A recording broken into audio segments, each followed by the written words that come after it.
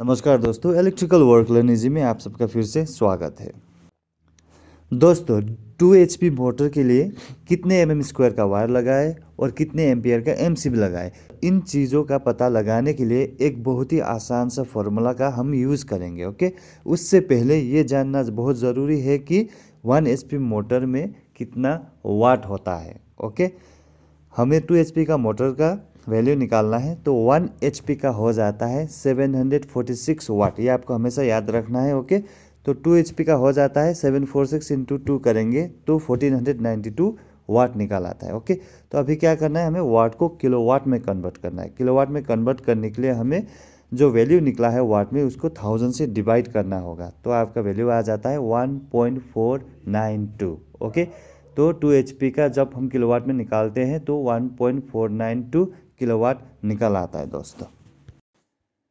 अब हमें 2 HP motor कितना करंट लेता है ये निकालना है सिंगल फेस में। ओके, तो बहुत ही सिंपल फार्मूला है दोस्तों।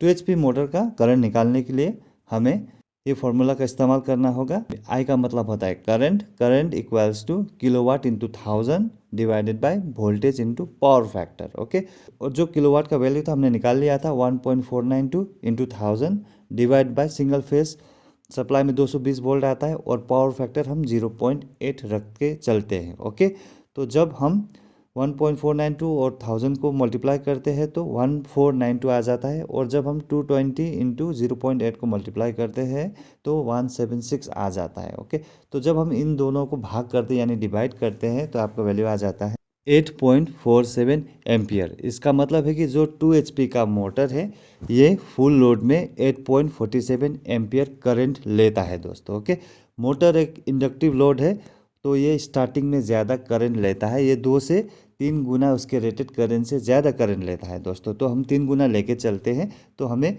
8.47 इंटू 3 करेंगे तो आपका वैल्यू आ जाता है 25.41 ampere. Okay, full load current भी निकल आया 8.47 और स्टार्टिंग करंट भी निकल आया 25.41 एम्पियर।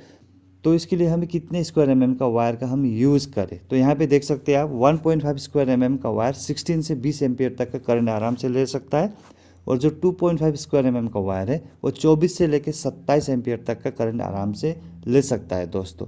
तो हमें क्या करना है, 2 HP मोटर के लिए सेफ साइड रखते हुए 2.5 स्क्वायर mm वायर का यूज़ करना है दोस्तों। ओके, तो हम चलते हैं अब MCB की ओर।